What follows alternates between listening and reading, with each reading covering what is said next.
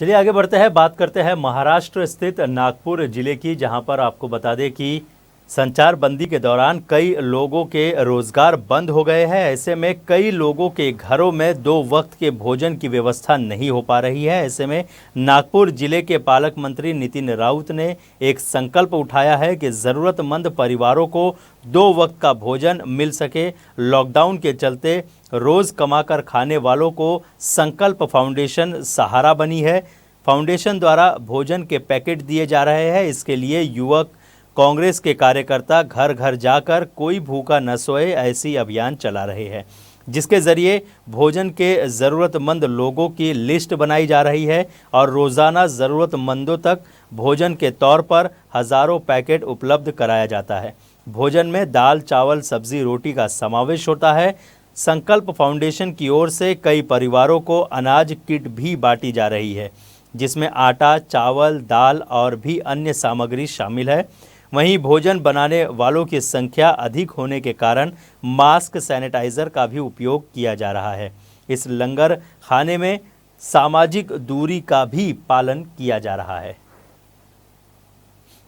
हम लोगों ने लॉकडाउन के बाद में करीब 15 अप्रैल से इसको शुरुआत करने की सोचे थे और 17 अप्रैल को हमने इसको शुरुआत की जी।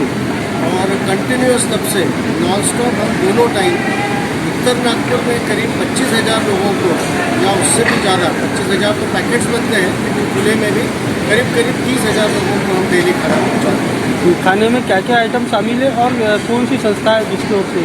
ये हम लोग संकल्प सामाजिक स्वयंसेवी संगठन है, जिसके संस्थापक अध्यक्ष डॉक्टर नितिन राउत साहब है और पिछले 35 सालों से इस शहर में लोगों को ज़रूरतमंद लोगों को मदद करने का काम ये संस्था करती है। जैसा कि आपको मालूम होगा कि दीक्षा भूमि में लाखों लोग जो आते हैं दर्शन करने के लिए, उनको भी दीक्षा भूमि के इसमें करीब हर साल 4 लाख लोगों को खाना खिलाने का काम संकल्प के माध्यम से हम लोग करते हैं। एक नेचुरल कैलेमिटी जो आई थी, भुवाड़ का जो पूरग्रस्त लोग हो गए थे, भुवाड़ में जो बाढ़ आई थी, उस वक्त भी संकल्प ने वहाँ पे 15 दिनों तक कंटिन्यूस वहाँ के लोगों को और प्रशासन के कर्मचारियों को खाना खिलाने का काम किया हुआ है। इस लॉकडाउन में जो कोविड-19 की वजह से अभी आया हुआ है, बड़ी गंभीर परिस्थिति गरीबों की है, जो हैंड टू माउथ है, जो लोगों का रोज़ कमा के खाने का काम है, उन लोगों की परिस्थितियाँ बिगड़ने लगी थी और वैसे रिपोर्ट्स हमको आने लगा। पहले तो हमको ये लगा कि प्रशासन अपने आप में वो संभाल रहा है, लेकिन जब हमारे ध्यान में आया तो हमने 17 अप्रैल से ये कार्रवाई शुरू की और डेली सुबह 12,500 और शाम को 13,500 के करीब हम पैकेट्स अलग अलग बस्तियों में बांटते हैं।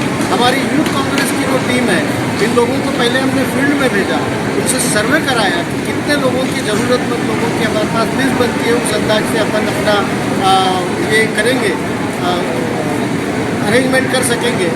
ये सोच के हमने किया और शुरुआत में हम लोगों को 7,000 का रिक्वायरमेंट आया एक टाइम पे। उसके बाद में लेकिन डे टू डे वो बढ़ता गया और 12,500 तक हमारी जो सप्लाई की लिमिट है वो भी एग्जॉस्ट हो गई थी। 12,500 तक हम लोग पहुँच चुके हैं। अभी भी डे टू डे आती है, हमारी कोशिश रहती है कि सभी लोगों को हमारे माध्यम से मिले।